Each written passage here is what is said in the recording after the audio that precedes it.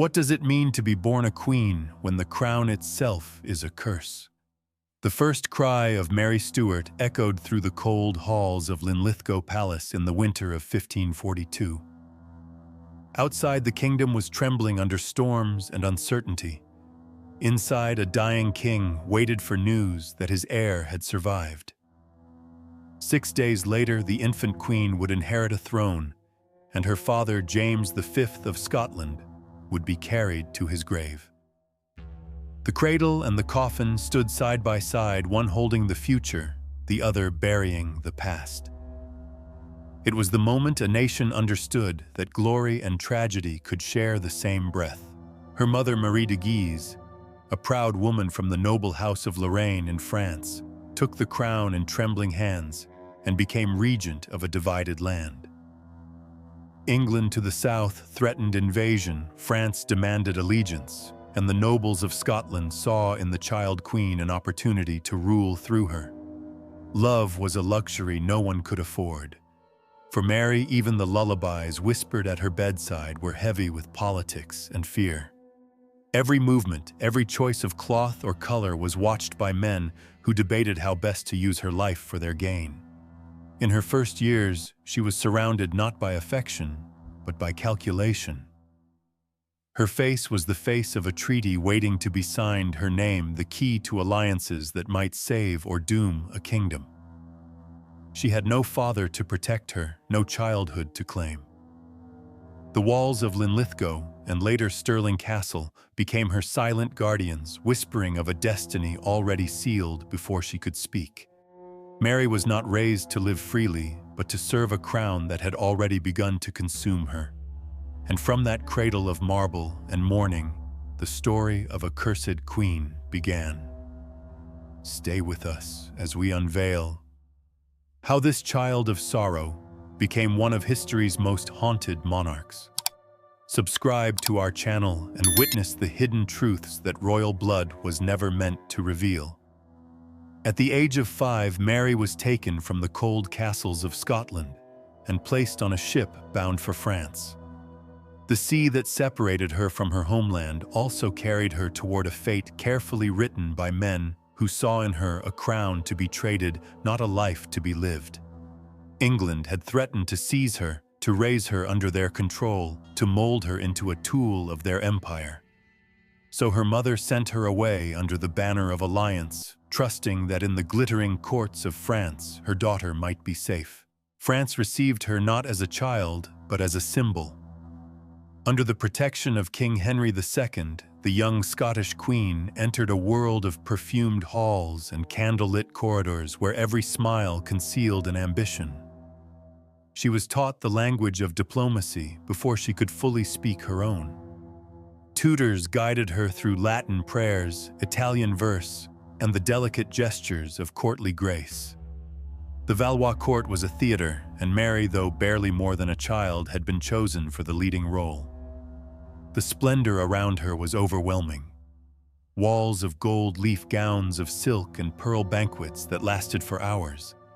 Yet beneath every luxury lay the same cold design.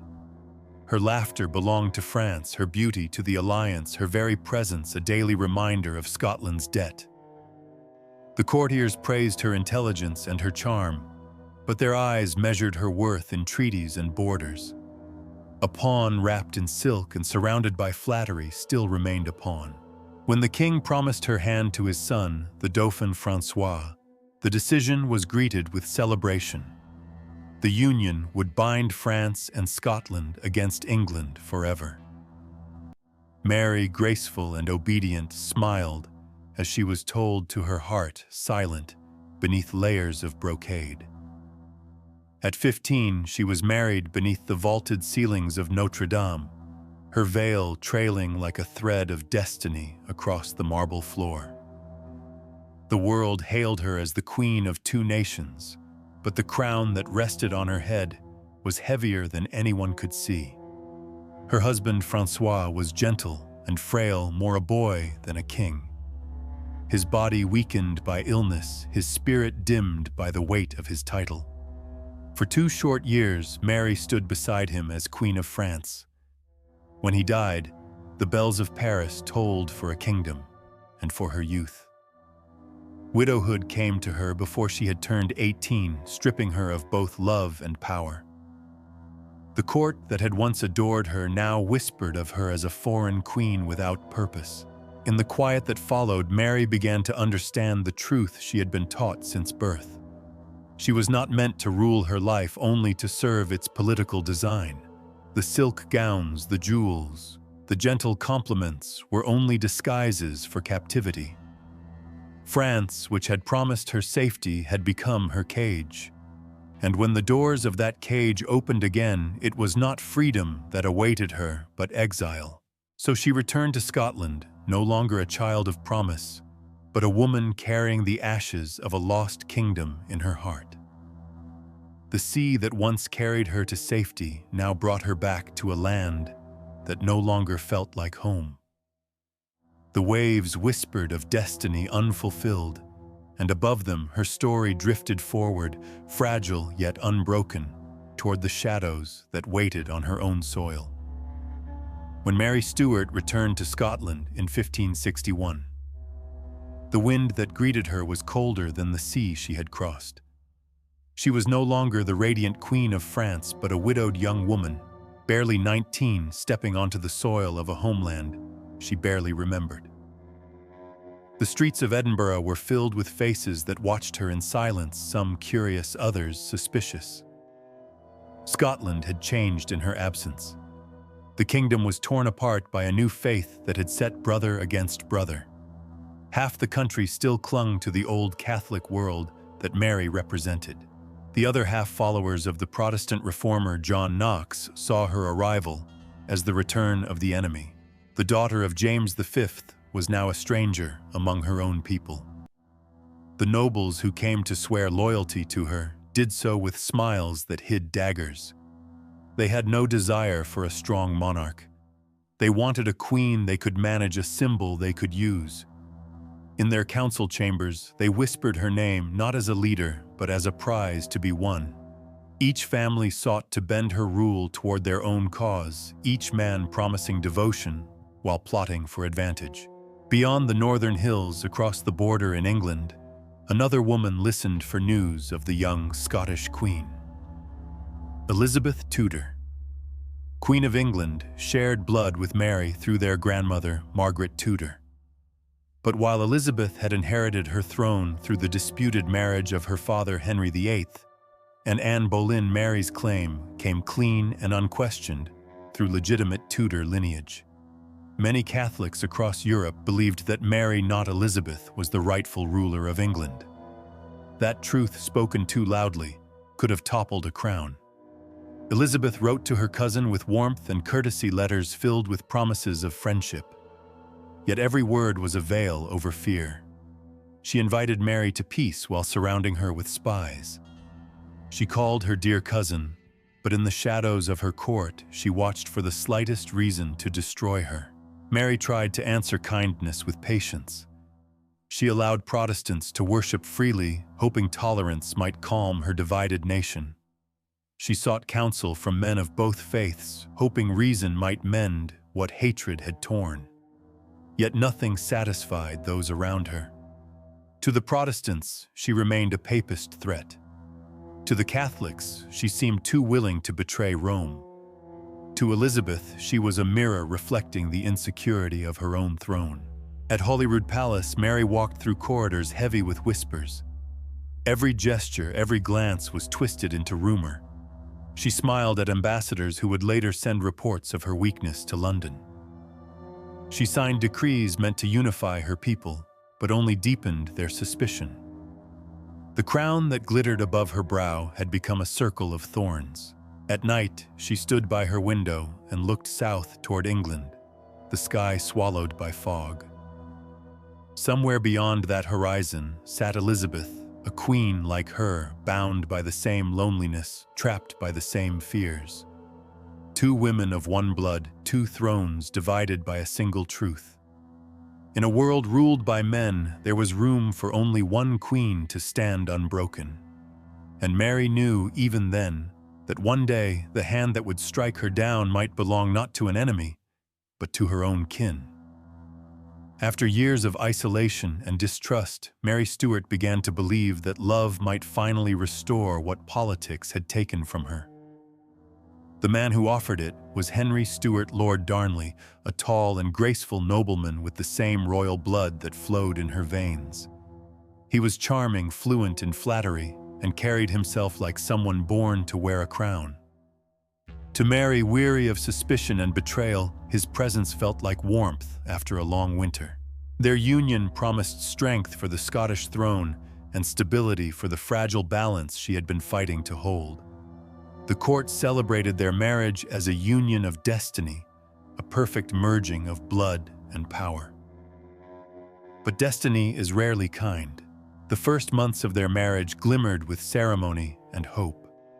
The young queen believed she had found not only a husband, but a partner who would help her rule. Yet behind the beauty of his face lay the restlessness of a man who craved more than affection. Darnley's ambition burned brighter than his devotion. He wanted the title of king in truth, not in courtesy, and when Mary refused to surrender her authority, something within him darkened. His admiration turned to resentment, his gentleness to arrogance. The court began to whisper of his drunken rages, his reckless spending, and the jealousy that followed him like a shadow. Among Mary's companions was David Rizzio, her Italian secretary, a musician whose intelligence and loyalty had become her comfort amid the storms of politics. His friendship with the Queen was close and visible, and to a man like Darnley, that closeness became poison. Convinced that Rizzio held too much influence over his wife, Darnley's jealousy fed the hatred of the nobles, who also despised Rizzio's foreign presence. In March of 1566, the whispers turned to blood. Mary was 6 months pregnant when Darnley and a group of conspirators forced their way into her private chamber at Holyrood Palace. Candles fell, the air filled with shouts and steel. Rizzio clung to Mary's gown as the men dragged him from her side. She tried to hold him, but they tore her hands away. The sound of blades striking flesh echoed against the stone walls. 56 times they struck, until his body no longer moved. His blood spread across the marble floor, staining the hem of her dress, and the memory of every heart that once trusted love. In that terrible silence after the violence, Mary felt something inside her fracture beyond repair. The child in her womb still stirred, but something within her spirit had died beside her friend. She saw in Darnley's face not the husband she had chosen, but another man who believed that the crown gave him the right to own her life. The alliance she had built on hope now reeked of betrayal and fear. The court would never look at her the same way again. The nobles whispered that her house was cursed. Darnley withdrew from her, consumed by guilt and paranoia, and Mary walked through the corridors of Holyrood like a ghost wearing silk. The marble beneath her feet still held the faint trace of Rizzio's blood, a silent reminder that even queens could be powerless when love became a weapon. From that night onward, her rule began to crumble, not through armies or rebellion, but through the quiet collapse of trust. A year after the blood at Holyrood, another tragedy fell upon the Queen. The marriage that had once promised stability had rotted into silence and resentment. Darnley lived apart from Mary, now drunk on his own fears and convinced that enemies waited in every shadow. He fled Edinburgh and hid in a house at Kirklefield, claiming illness, though some said he hid from the ghosts of his own cruelty. Mary visited him there, her presence calm and distant, as if she were paying respects to a man already gone. One cold February night in 1567, the quiet of the city was broken by an explosion that lit the sky like judgment. The house where Darnley slept was torn apart, yet his body was found not among the ashes, but in the garden outside. His clothes were untouched by fire. Around his neck were the marks of strangulation. The people awoke to rumors before dawn. The king was dead, and every whisper carried the same name. They said the queen had known. They said she had ordered it. They said the blood on her crown had not yet dried. Mary denied the accusations, but truth mattered little to a nation already poisoned by distrust. Her enemies saw their chance. To survive, she turned to the only man who still appeared loyal, James Hepburn, the Earl of Bothwell, a warrior hardened by battle and ambition. Bothwell had been her protector, the one who had stood between her and rebellion. Some believed he truly loved her, others believed he sought power as fiercely as Darnley once had. Their marriage came quickly, too quickly for a mourning queen. The ceremony took place while the air of scandal still hung over Edinburgh. To her supporters, it seemed reckless. To her enemies, it was proof of guilt. If Darnley's death had been a mystery, her union with Bothwell made it appear like confession. The nobles rose against her, declaring that the queen had betrayed her crown, her people, and the memory of her husband. Armies gathered under gray skies. The battle was brief, a storm crushed before it could form. Bothwell fled into exile, and Mary was left alone once more. Her lords surrounded her at Carberry Hill, their swords gleaming with righteousness, their hearts filled with triumph. They took her into custody not as their sovereign, but as their prisoner. The woman who had been crowned at 6 days old now stood before her captors without crown or ally. They forced her to sign the papers that would change history. Her infant son James, barely 1 year old, was declared the new king. Her name was erased from proclamations. Her seal was broken. As the ink dried, so did her hope. When she was led away from the castle, rain began to fall, thin at first, then heavy, turning the roads to mud. Her gown dragged behind her, soaked and dark. The nobles walked ahead, their voices low, their triumph already fading into fear. Mary lifted her head, once her eyes reflecting no hatred, only exhaustion. The crown that had once glittered in her hair now lay beyond her reach, and the people who had bowed before her no longer spoke her name. Power had been her destiny since birth, but now it was her sentence. The same hands that had placed the crown upon her had torn it away. The Queen of Scotland walked into exile with the weight of betrayal pressing against her heart, and behind her, the throne she had fought to protect stood silent, waiting for another to sit upon it. When the gates of Loch Leven opened to release her, Mary Stuart no longer carried the weight of a crown, but of disgrace. Scotland had turned against her. The nobles had bound her signature to a forced abdication, and her child now wore the title that had once been hers. She fled across the border into England, believing that her cousin Elizabeth would offer sanctuary. She wrote to her as a queen to a queen, as one woman to another as kin. But the letter that begged for protection became her own sentence. Elizabeth received her not as a guest, but as a prisoner cloaked in courtesy. At first they called it custody for her safety. She was housed in fine estates attended by guards who bowed and smiled, but every door was locked and every window watched. Months became years, and the castles changed, but the confinement never did. Tutbury, Sheffield, Chartley, Fotheringhay, each new residence colder than the one before. The English queen could not release her cousin without inviting rebellion, yet could not kill her without condemning herself. And so Mary was left to wait, trapped between the pity of one ruler and the hatred of another. She filled the silence with letters, hundreds of them, written by candlelight on paper smuggled through loyal hands. She wrote to old allies in France, to her son James in Scotland, to God above whose mercy she still believed could find her. Every word carried hope, but every line was intercepted, opened, copied, and stored in the vaults of Elizabeth's council. Even her prayers became evidence. The seasons blurred together. Her hair turned silver, her health failed, and the sharpness of her youth softened into quiet endurance.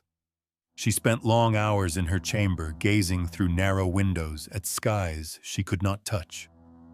The sound of church bells from distant towns reminded her of the world that had forgotten her name. Guards replaced guards, each more indifferent than the last, until her isolation became complete. The only constant companion was memory, and memory was merciless. Elizabeth grew older too, and her fear deepened with age.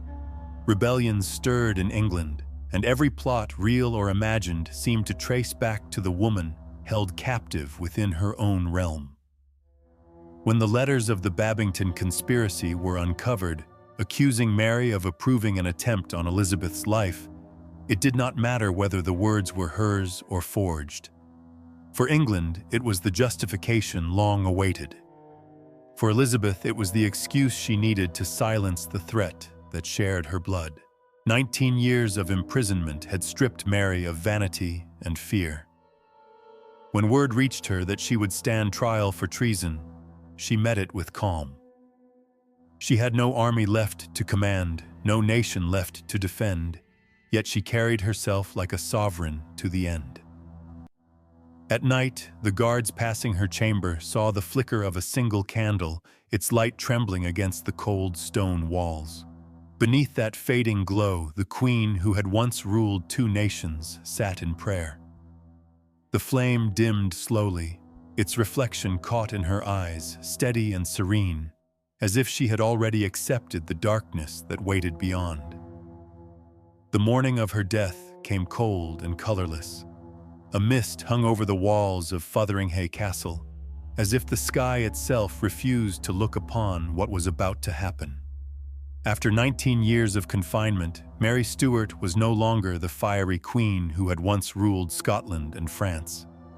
Yet, as she dressed for her final hour, her dignity returned like armor. She chose a gown of deep crimson velvet, the color of martyrdom, and around her neck she wore a small crucifix. When the guards entered her chamber, they found her calm, her voice steady as she said she was ready. She walked through the corridor, with measured grace, each step echoing softly against the stone. Witnesses later said she looked like a figure from a painting, a vision of sorrow wrapped in silence. At the doorway to the great hall, she paused and looked upon the assembled crowd of officials, soldiers, and strangers who had come to see a queen die. There was no tremor in her hand, no trace of fear in her gaze, only the quiet composure of someone who had already made peace with the world. She knelt before the block, her lips moving in prayer. She forgave her executioner before he raised his weapon, asking that her soul might find mercy even for those who condemned her. When she finished her prayers, she laid her head upon the wood, her veil falling forward to cover her face. The hall held its breath. The first blow missed its mark, striking bone and echoing through the chamber. The second descended swiftly, ending the life of a woman who had once been crowned in 2 kingdoms. When it was done, there was no cheer, no cry of triumph, only a heavy stillness that seemed to press upon the air. Those who had called her traitor could not meet one another's eyes. Her body lay still, the crimson velvet darkened by shadow, and in that silence, the echo of her name began to change. History would write her as a queen, undone by her own choices, yet the truth was deeper. She had been born into a world where power was a cage, where a woman's strength was feared more than any weapon. They said she conspired, they said she sinned, but all she had done was live in defiance of those who sought to silence her. Even in death, Mary refused to vanish. Her story passed through centuries not as the tale of a traitor, but as the remembrance of a woman who dared to exist beyond obedience. The red of her gown became a symbol of courage. The silence that followed her death spoke louder than the verdict that condemned her. They called her Mull because they could not control her. They called her cursed because they could not understand her. Yet time has given her another name, one that neither kings nor prisons could erase. If you believe history hides its cruelest truths behind royal walls, subscribe to our channel, where every silence has a scream.